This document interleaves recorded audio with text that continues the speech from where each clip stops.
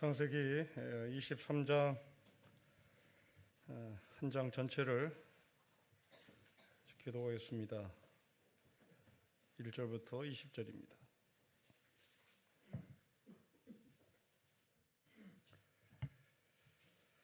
길지만 함께 기도하겠습니다.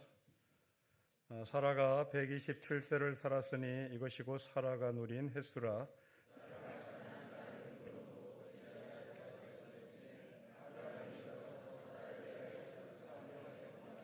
그 시신 앞에서 일어나 나가서 헷 족속에게 말하 이르되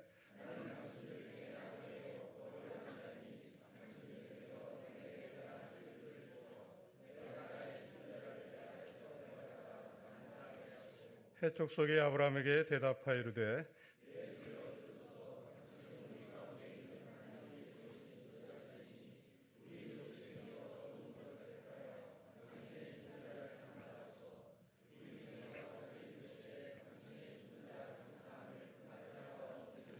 아브라함이 일어나 그 땅 주민 헷 족속을 향하여 몸을 굽히고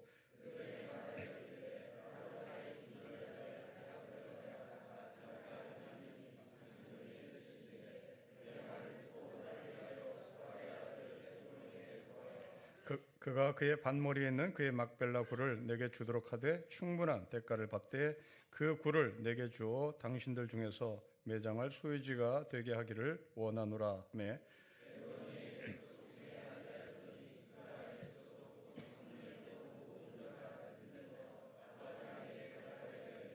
내 주여 그리 마옵시고 내 말을 들으소서. 내가 그 밭을 당신에게 드리고 그 속의 굴도 내가 당신에게 드리되 내가 내 동족 앞에서 당신에게 드리오니 당신은 죽은 자를 장사하소서. 그 땅의 백성이 듣는 데서 에브론에게 말하 이르되 당신이 합당히 여기면 청하건대 내 말을 들으시오. 내가 그 밭값을 당신에게 주리니 당신은 내게서 받으시오. 내가 나의 죽은 자를 거기 장사하겠노라. 내 주여 내 말을 들으소서. 땅값은 은 400세겔이나 그것이 나와 당신 사이에 무슨 문제가 되리까? 당신의 죽은 자를 장사하소서.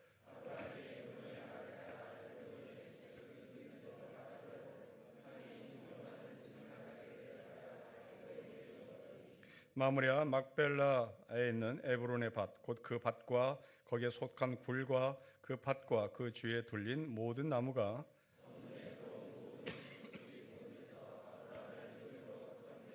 그 후에 아브라함이 그 아내 사라를 가나안 땅 마므레 앞 막벨라 밭굴에 장사했더라. 마므레는 곧 헤브론이라. 이와 같이 그 밭과 거기에 속한 굴이 헷 족속으로부터 아브라함이 매장할 소유지로 확정되었더라. 아멘. 오늘 본문 아브라함이 자기 아내 사레의 세상 떠난 이야기를 기록하는 말씀입니다. 아브라함은 사라를 매장할 무덤을 찾기 위해서 지금 햇사람을 만나서 흥정을 하고 그 흥정 가운데 아브라함은 특정 지역 하나를 꼭 짚습니다. 에블로니 사람이 갖고 있는 막벨라 굴을 자기가 꼭 사야 되겠다. 훗날 이 땅은 다윗의 수도 헤브론이 됩니다. 그 땅을 은 400세겔을 주고 아브라함이 샀다라는 이야기입니다. 우리는 여기서 여러 가지 질문을 할 수밖에 없는데 왜 성경은 죽음을, 시신을 굴에 모시려고 하는가? 그것은 고대 근동지방의 장례 문화이기 때문에 그렇습니다. 우리나라처럼 이렇게 땅에 시신을 묻는 것이 아니라 고대 근동지방에는 땅이 척박하기 때문에 굴 속에 시신을 넣고 장례를 치릅니다. 그리고 백골이 되면 그 백골을 밖으로 빼내고 다시 이제 후손이 그 굴 속에 들어가 장례를 치르는, 시신이 눕는 그런 장례 문화입니다. 다시 말하면 고대 근동지방의 장례 문화는 무덤을 재생산했다, 자꾸 재생을 했다. 한 번 끝나는 무덤이 아니라 자자손손 재생하는 문화였다. 그러면 그 백골들은 어디에 있는가? 백골들은 어디에 두나? 그 백골은 이제 버립니다. 특별히 버리는 곳이 있지요. 여러분들이 알고 있는 에스겔 선지자가 봤던 마른 뼈들이 널려 있는 꼴짜기, 그게 동굴에서 백골이 된 시신을 이제 모아놓는 그런 곳입니다. 성경이 이것을 게헨나라고 얘기도 하고 지옥이라고 이야기도 합니다.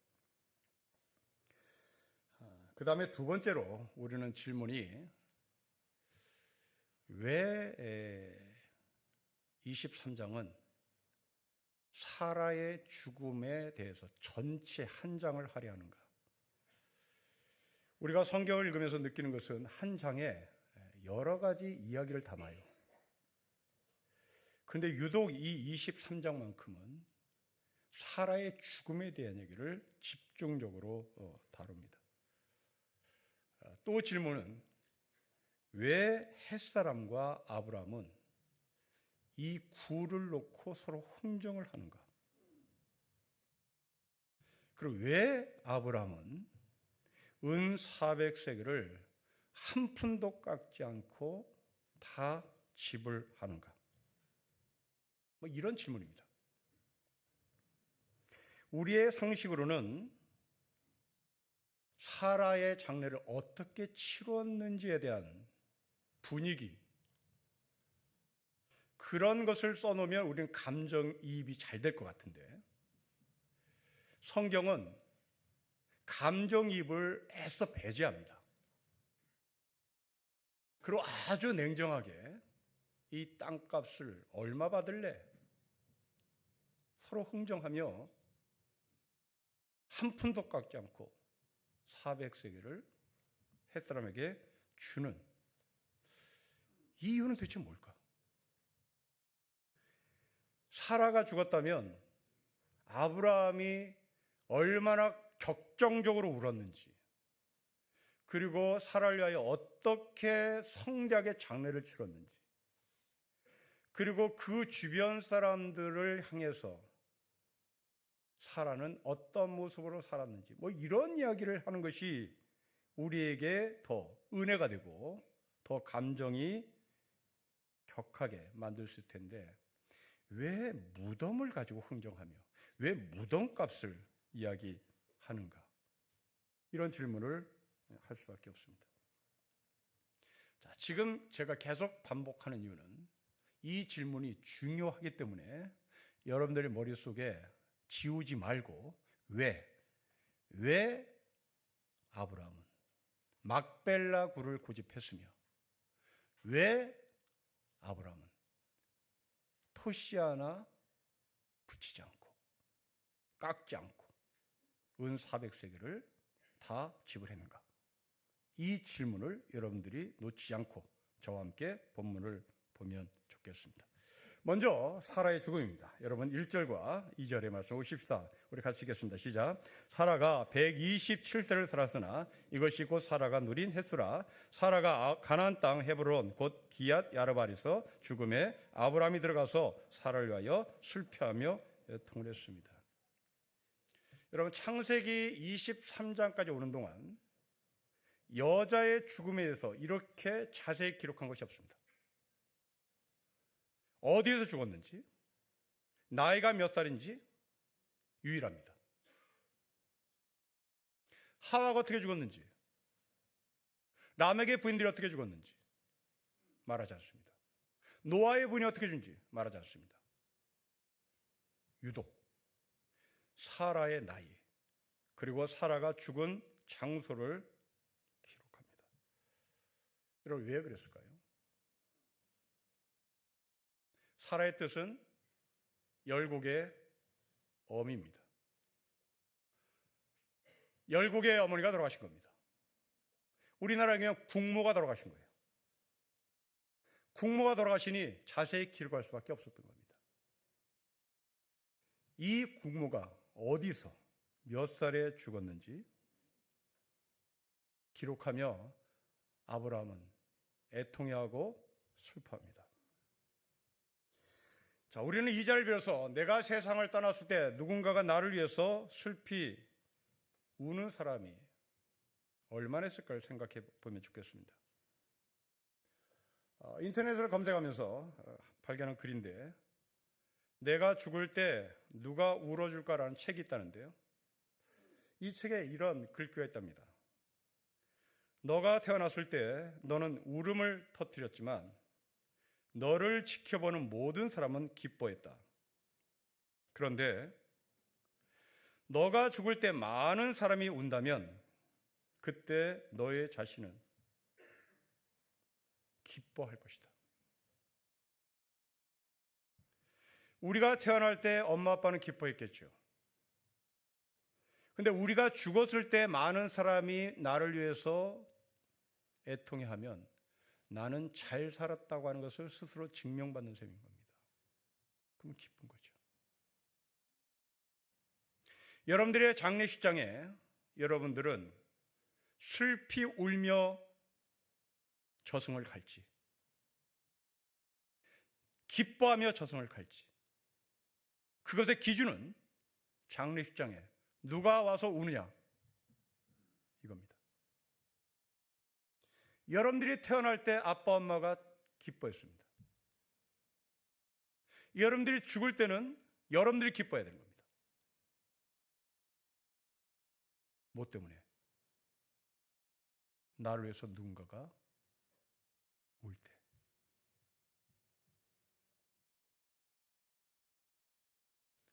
나중에 천국 가서 만납시다. 천국 가서 내 빈소에 누가 울었는지 서로 신방해서 구역예배 때 나누고 싶시다. 성경은 아브라함이 몇 살 때 사라와 결혼했는지를 기록하지 않습니다. 그러나 성경을 거슬러 올라가서 검토해보면 아브라함은 갈대아 우르에서 이미 사라와 결혼한 것으로 기록합니다. 이때 이 아버지, 아브라함의 아버지 데라는 대장장이었는데요. 철을 녹여서 물건을 만드는 대장장이었습니다. 특별히 이 사람이 특화된 작업은 우상을 주물하는데 우상을 만드는 직업이었습니다. 고대 근동지방에 철을 다루는 사람들, 더 나아가 우상을 만드는 주물공들은 최고의 인기 직업이었습니다. 돈을 많이 벌었다는 얘기죠. 그것을 증명하는 성경의 구절은 람에게 아들 중에 두발가인이라는 사람이 있습니다. 이 두발가인의 직업이 철을 다루는 사람이었고 이 철을 다룬 두발가인을 가리켜 성경은 으뜸되는 자라고 표현합니다. 돈을 많이 번 사람입니다. 이 집에 사라가 며느리 들어오고 이 집에 사라가 아브라함의 부인이 됩니다. 부잣집에 씹은 겁니다. 주변 사람들로부터 십 잘 갔다, 결혼 잘했다는 소리를 들었을 것입니다. 이곳에서 사라가 몇 년을 산지 모르겠지만 갑자기 남편 아브라함이 그리고 시아버지가 짐을 싸 거기를 떠나자고 얘기합니다. 어디를 가냐고 물어도 자기네도 모르겠다고 얘기합니다. 그냥 하나님이 지시한 땅이 있는데 글로 가야 되겠다. 갈대아 우르 땅에서 편안한 청담동 며느리로 살았던 이 사라가 불벼를 맞은 겁니다. 이 남편을 그리고 시아버지를 따라가면 갈대아 우르에서 청담동 며느리로 살았던 것보다 더 편하게 살 수 있을 것일까, 이런 생각도 하며 이 사라는 자기 남편 그리고 시아버지를 따라 갔습니다. 하란에서 시아버지가 죽습니다. 이미 갈대아 우르 땅에서는 아브라함의 동생 한 사람이 죽습니다. 그래서 이 며느리 사라는 조카 롯을 건사하는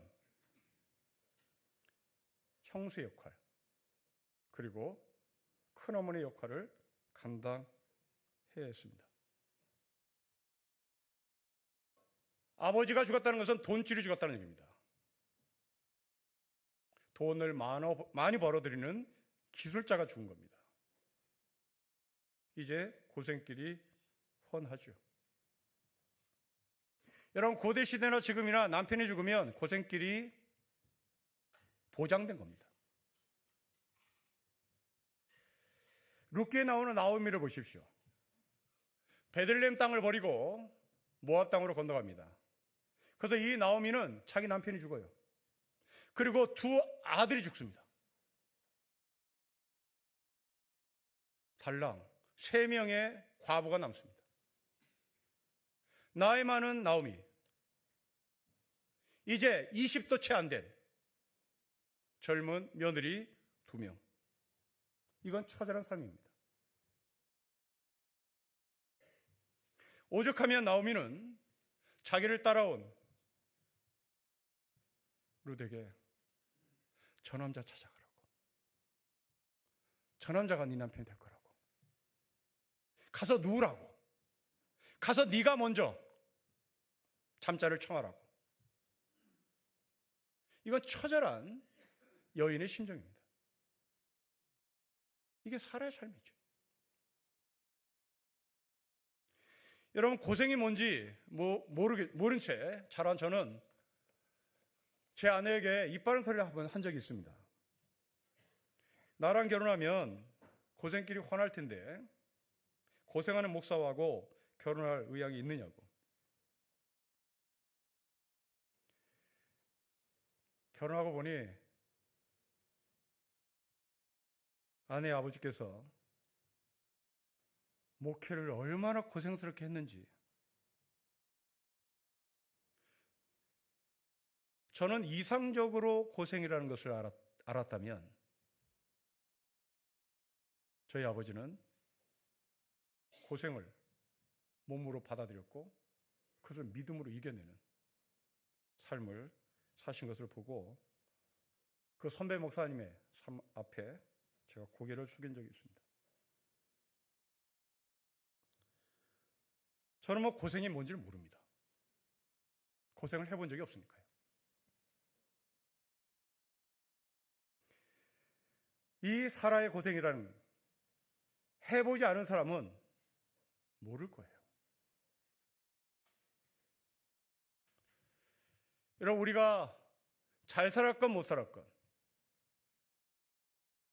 사라가 갈대 우르 땅을 왜 떠났는지, 그의 부자가 되기를 원해서 떠났건 아니면 돌을 닦기를 원해서 떠났건 뭔지는 모르겠으나 사람은 그 과정을 끝나면 죽게 되어 있습니다. 사라는 그렇게 죽었습니다. 청담동 며느리의 삶을 사다가 가나안 땅에 들어와서 자기가 누울 무덤조차도 없이 그렇게 고생스럽게 죽었습니다. 당연히 아브라함은 애통하고 통곡할 수밖에 없었겠죠. 여기에는 여러 가지 이유가 있을 겁니다. 갈대 우르 땅을 떠나서 여기까지 오는 동안 겪었던 고통, 그것만이 아닙니다. 아브라함은 자기 아내 사라를 2번씩이나 팔아버렸습니다. 자기 아내 사라를 누이라고 팔아버리려고 했던 이 아브라함의 심정은 굉장히 복잡했을 겁니다. 그 아내가 죽었습니다.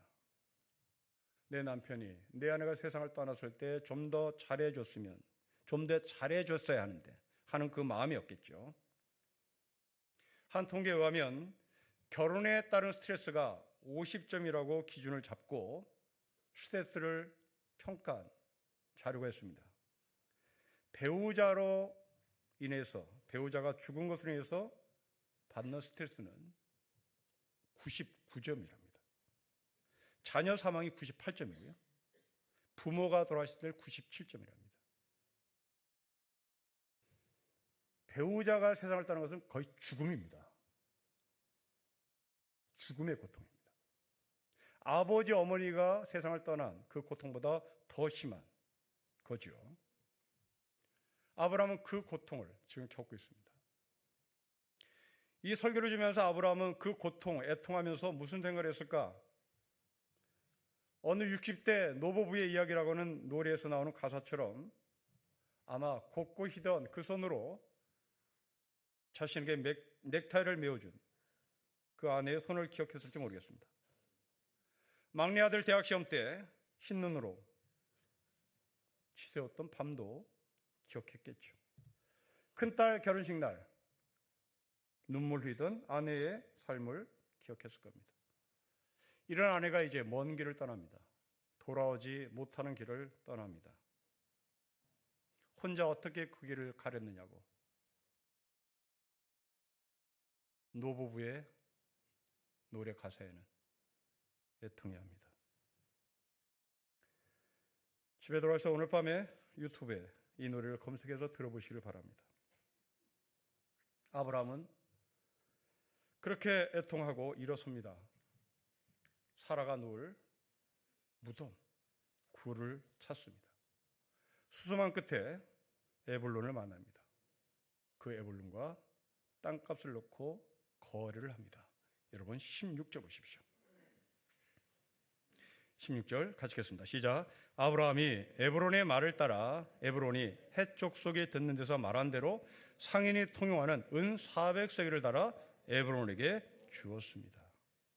이 돈이 얼마인지 우리는 가늠이 되지 않습니다. 비교해보면 알 수 있습니다. 예레미야 선지자는 아나돗이라고 하는 사람이 살고 있는 밭을 은 17세겔에 삽니다. 밭입니다. 밭을 은 17세겔에 샀는데 굴을 400세겔에 샀다? 이건 사기당한 겁니다. 이건 사기당한 거예요. 다윗은 아리우나 타작마당을 은 50세겔에 삽니다. 그런데 굴을 400세겔에 삽니다. 이건 바가지 쓴 겁니다.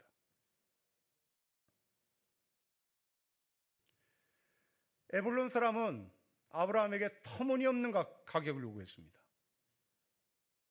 그런데 왜 아브라함은 깎지를 않았을까요? 이게 오늘 본문 핵심입니다. 왜 깎지 않았을까요? 왜 한 푼도 깎지 않고 은 400세겔을 에불론에게 주었을까요? 첫째, 왜 아브라함은 그토록 땅을 구입하려고 하는가? 어차피 백골이 되면 꼴짝에 던져지는 것이 고대 근동지방의 장례 문화인데 그냥 내버려 두면 되는 거 아닌가? 그런데 왜 아브라함은 이토록 땅을 자기의 소유로 만들려고 하는가? 이것은 하나님께서 아브라함에게 주신 약속 때문에 그렇습니다. 하나님이 아브라함에게 두 가지 약속을 해요. 하나는 민족의 약속입니다. 하나는 땅에 대한 약속입니다. 이 두 개를 합쳐서 신학적 수로가 하나님 나라라고 표현합니다. 예수님도 이 하나님 나라를 외쳤죠. 다시 말하면 하나님 나라는 대단히 정치적인 겁니다. 대단히 정치적인 단어입니다. 나라는 땅과 국민과 주권이 충족됐을 때 비로소 나라라고 표현된 겁니다. 우리나라가 유엔에서 리퍼블릭 오브 코리아라고 하는 공식적으로 인정을 받는 이유는 이 세 가지가 충족되었기 때문입니다. 한반도란 땅, 여기에 살고 있는 대한민국의 시민들, 그리고 이어서 대한민국의 주권이 우리에게 있다는 것을 만방에 알리기 때문에 우리는 버젓이 국제무대에 나가서 태극기를 거는 겁니다. 이 한반도 땅이 일본 땅이 되면 우리는 태극기를 못 거는 겁니다. 이 한반도 땅에 살고 있는 우리 한국 사람이 주권을 빼앗기면 우리는 태극기를 못 거는 겁니다. 이게 나라인 겁니다. 하나님 나라도 똑같습니다. 하나님 나라는 것은 민족과 땅과 그리고 주권이 충족되어야 하는데 대한민국의 주권은 국민에게 있지만 하나님 나라의 주권은 하나님이 갖고 있는 것이고 그 하나님께서 주권자로 이 땅을 통치하시는 땅 그리고 시민이 있어야 된다는 얘기입니다. 지금 아브라함은 이삭을 통하여 자손의 약속은 확보했습니다. 이제 땅이 남았습니다. 이 땅은 바로 하나님께서 통치하실 땅이어야 되고, 그 땅의 첫 출발을 아브라함은 아내 사라의 무덤을 구입하는데 은 400세겔을 지불하는 겁니다. 여러분, 우리는 이번 수요일 날 국회의원을 뽑는 선거에 참여합니다. 우리가 주인이라는 것을 보여주는 투표죠. 우리가 주권자입니다. 여러분, 이 말이 어려워서 여러분들에게 쉽게 설명을 드리겠습니다. 우리는 국회의원을 지도자로 찾고 얘기하는데 국회의원 지도자 아닙니다. 국회의원은 우리의 직원이에요. 우리가 직원을 뽑는 겁니다. 여러분들이 사장이에요. 여러분들이 회장입니다. 그리고 4년의 임시직을 뽑는 거예요. 4년의 계약직 직원을 뽑는 겁니다. 그래서 4년이 지나서 이 직원이 제대로 일을 하지 못했다고 판단되면 갈아치우면 되는 겁니다. 이 사람이 일을 잘했다. 그러면 계속 그 사람을 계약 연장시키면 되는 겁니다. 이게 투표예요. 투표를 통하여 여러분들이 원하는 회사, 여러분들이 원하는 나라가 만들어지는 겁니다. 여러분들이 회사의 경영인이에요. 여러분 회사의 오너입니다. 그러니 이건 굉장히 중요한 거예요. 특별히 우리가 자본주의에 살고 있기 때문에 이 투표 한 장의 가치가 얼마인지를 말씀드립니다. 이 투표 한 장의 가치가 4천만 원에서 5천만 원입니다. 400만 원, 500만 원 아닙니다. 4천만 원에서 5천만 원의 가치를 들고 있는 게 여러분 수요일 날 손에 들려진 그 종이 2장입니다. 하셔야 되는 겁니다. 4천만 원, 5천만 원을 벌 사람 없습니다. 그리고 여러분들이 회장입니다. 여러분들이 사장입니다. 직원 뽑는 겁니다. 갈아치우고 싶으면 갈아치우십시오. 그리고 계약 연장시키고 싶으면 계약 연장시키십시오. 이게 나라입니다. 하나님의 나라는 이렇습니다. 하나님의 나라의 주권자이신 하나님께서 우리를 연장시킬까? 우리를 갈아치울까? 이 기준이 있는 겁니다. 이 기준이 있어요. 그 기준은 예수 그리스도를 믿는 거예요. 이 예수를 믿는 사람들 계속 계약 연장시키는 겁니다. 예수 그리스도를 믿지 않는 자들 갈아치우는 거예요. 이게 정치적인 거예요. 이게 하나님 나라인 겁니다. 아브라함에게 주신 이 하나님의 약속 가운데 민족 이삭을 통하여 이루어 갈 것입니다. 이제 땅만 남았습니다. 아브라함은 그 땅을 뭘로 잡았습니까? 죽음의 땅, 무덤입니다. 하나님 나라의 출발은 무덤입니다. 하나님 나라의 출발은 기름진 땅이 아닙니다. 하나님 나라의 출발은 죽음에서 시작합니다. 여러분, 이 말씀을 읽었던 당시 1차 독자들, 그들은 바벨론에서 노예 생활하던 히브리 노예들입니다. 이 히브리 노예들이 70년에서 포로 생활합니다. 1세대가 죽어나갑니다. 이 1세대가 죽어나간 그 히브리 노예들은 종으로 살았기 때문에 무덤을 쓸 데가 없습니다. 비참한 죽음이죠. 욕된 죽음입니다. 그런데 그 욕된 죽음을 맞이하는 이 히브리 노예들이 바벨론에서 소망을 놓지 않았던 것은 바로 이 무덤을 통하여 우리는 하나님 나라가 시작된다 하는 소망을 걸고 그 70년의 삶을 버틴 겁니다. 여러분, 하나님부터 이런 메시지를 들은 사람은 숱합니다. 모세를 보십시오. 모세는 애굽에서 도망 나옵니다. 광야에서 양을 치던 모세가 하나님을 만납니다. 그때 하나님이 모세에게 하신 말씀이 있습니다. 모세야, 모세야, 너가 서 있는 곳은 거룩한 땅이다. 그러니 신발을 벗어라. 여러분, 지금 모세가 서 있는 곳이 광야입니다. 광야는 메마른 땅이에요.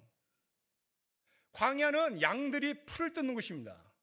때문에 그 광야에는 양들의 배설물들이 가득 찬 곳입니다. 신발을 벗으면 안 돼요. 그 광야는 약육 강식이 논리가 진행되는 전쟁입니다. 들짐승 중에 약한 짐승들이 죽은 사체들이 널려있는 곳입니다. 조심스럽게 신발 신고 길을 찾아가는 겁니다. 그런데 하나님이 모세에게 말합니다. 너가 서 있는 그곳이 거룩한 땅이다. 거기서 신발을 벗어라. 그리고 말합니다. 내가 너를 애굽에 신음한 이스라엘 백성들을 해방시키는 하나님 나라의 출발자의 리더로 삼겠다고 말씀합니다. 여러분, 에스겔 선지자가 봤던 꼴짝의 마른 뼈들을 보십시오. 그 마른 뼈들이 꼴짝에 차고 넘쳤습니다. 하나님의 영이 들어갑니다. 그 뼈들이 상합합니다. 뼈가 뼈에 근육이 붙습니다. 이 근육이 붙은 이 죽은 시체들이 살아 움직입니다. 이 살아 움직이는 존재를 성경은 하나님의 군대라고 얘기합니다. 군대입니다. 하나님 나라의 군대입니다. 대단히 정치적입니다. 예수님 보십시오. 예수님의 하나님 나라를 어디서 출발했습니까? 갈릴리입니다. 갈릴리는 죽음의 땅입니다. 갈릴리 출신은 시집도 못 가요. 갈릴리 출신은 결혼도 못 합니다. 갈릴리 출신은 어느 특정 대기업에 못 들어갑니다. 차별 대우를 받아요. 지긋지긋한 갈릴리입니다. 죽음의 땅입니다. 꼴짝입니다. 그런데 예수님은 그 갈릴리에서 하나님 나라를 시작하는 겁니다. 이게 무덤이에요. 우리 교회가 지난주에 50주년 생일을 축하했습니다. 50년 전에 여러분이 앉아있는 그 자리에는 어떤 땅이었을까요?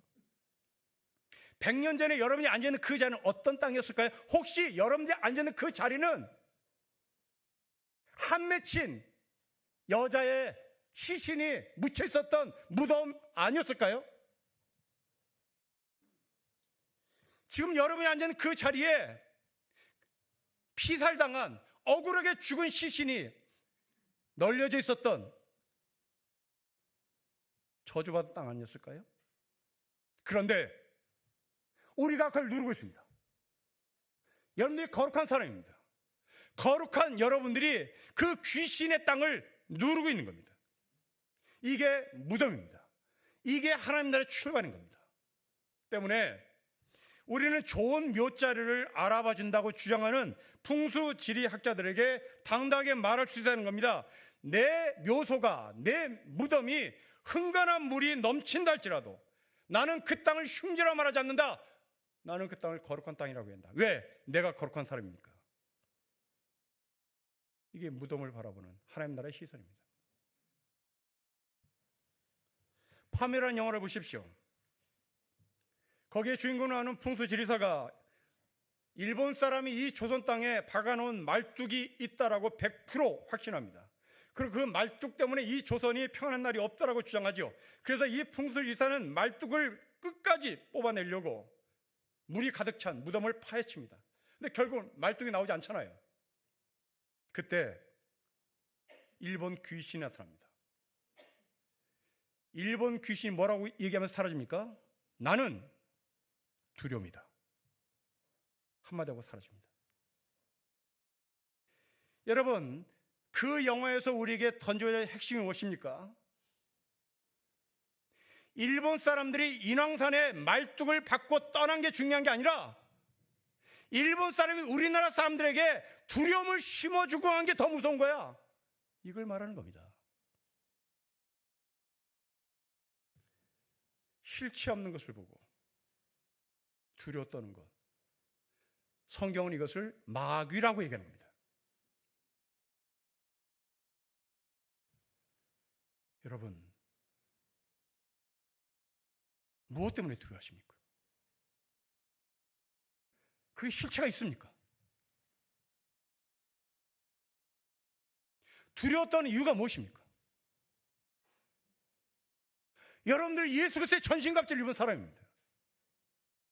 여러분들은 무덤으로 하나님 나라를 시작하는 하늘의 사람입니다. 무덤으로 끝나지 않습니다. 물이 흥건한 무덤이랄지라도 북쪽을 바라보는 언 땅의 무덤을 내가 갖고 있다 할지라도 우리가 절망하지 않을 수 있었던 것은 나는 거룩한 사람입니다. 열국의 어미의 자손입니다. 사라의 자손이요 아브라함의 후손입니다. 성경은 무덤을 무덤으로 보지 않습니다. 하나님의 통치의 영역으로 봅니다. 예수님은 그 무덤에서 부활을 하셨습니다. 그러면 설교 서두에 여러분들에게 던졌던 질문입니다. 왜 은 400세기인가? 왜 은 400세기를 군말 없이 지불했을까? 여러분, 400 어디서 많이 들었습니다. 애굽에서 400년의 종살이입니다. 애굽에서 400년의 종살이는 무슨 의미일까요? 예나 지금이나 사람들은 숫자의 의미를 부여하는 본능을 갖고 있습니다. 그것을 문화로 잡습니다. 여러분, 중국 사람들이 왜 팔자를 좋아할까요? 중국 사람들 갖고 있는 창조신화, 그 창조신화에 신이 8,000년을 잠을 잤던 존재입니다. 400년이란 4 곱하기 100을 말하는 겁니다. 4는 동서남북입니다. 사방입니다. 100은 10의 2개입니다. 10은 온전입니다. 100은 온누리입니다. 이렇게 해석하고 보니 바로의 학종 속에서도 이스라엘 백성들은 숫자가 막 늘어나는 겁니다. 이게 400년입니다. 고생했는데 없어지지 않습니다. 씨를 말리려고 했습니다. 없어지지 않습니다. 동서남북에, 온누리에, 애굽의 온누리에 이스라엘 백성들이 차고 넘칩니다. 그러면 나가야 되는 겁니다. 흘러 넘쳤으니 나가야 되는 겁니다. 이 글을 읽었던 당시 히브리 노예들, 바벨론에서 자기의 조상, 애굽에서 신임했던 히브리 노예들의 400년의 역사를 기억하며 왜 은 400세기인지를 해석했을 겁니다. 그리고 이 땅은 훗날 다윗의 도시 헤브론이 됩니다. 여러분 19절 보십시오. 우리 같이 읽겠습니다. 시작. 그 후에 아브라함이 그 아내 사레를 가나안 땅 마므리 앞 막벨라 밭굴에 장사했더라. 마므레는 곧 헤브론입니다. 다윗의 수도입니다. 다윗은 이곳에서 7년을 통치합니다. 그리고 예루살렘에서 33년을 통치합니다. 합치면 40년입니다. 이것 또한 40년입니다. 헤브론에서 7년. 7이라는 숫자는 소망입니다.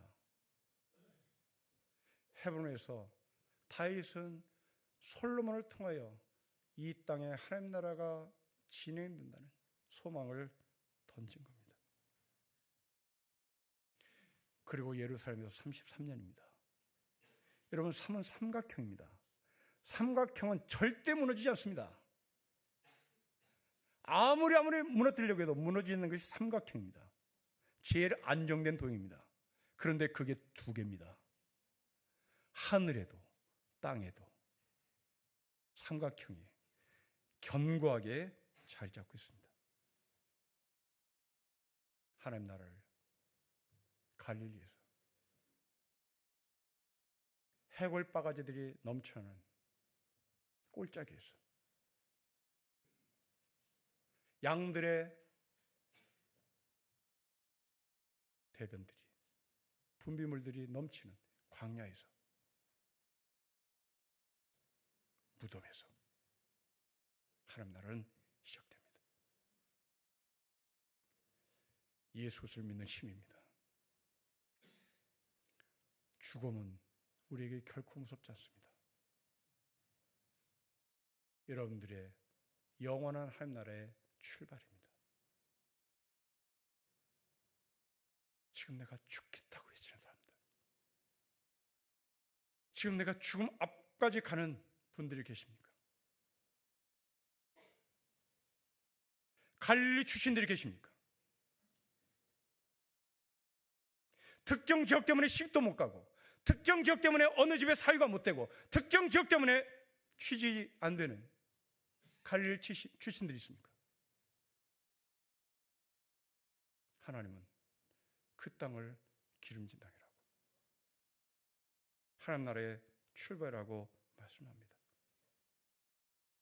여러분들의 무덤이 헤브론을 마주보는 무덤이 됐으면 좋겠습니다. 우리의 무덤이 예수 그리스도의 전신갑주를 입은 부활의 소망의 무덤이 되었으면 좋겠습니다.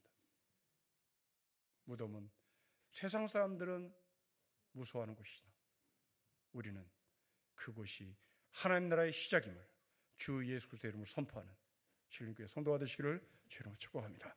기도하겠습니다. 하나님 아버지, 은 400세겔을 주고 샀습니다. 400년의 애굽의 통치에 지긋지긋했으나 이스라엘 백성들이 차고 넘쳐 애굽을 나와야 하는, 해방되어야 하는, 구원받아야 하는 하늘의 뜻이 있음을 우리가 알았으니 사방에 우겨쌈을 당해도 포기하지 않을 수 있었던 것은 바로 하나님 나라의 출발이기 때문인 것을 고백합니다.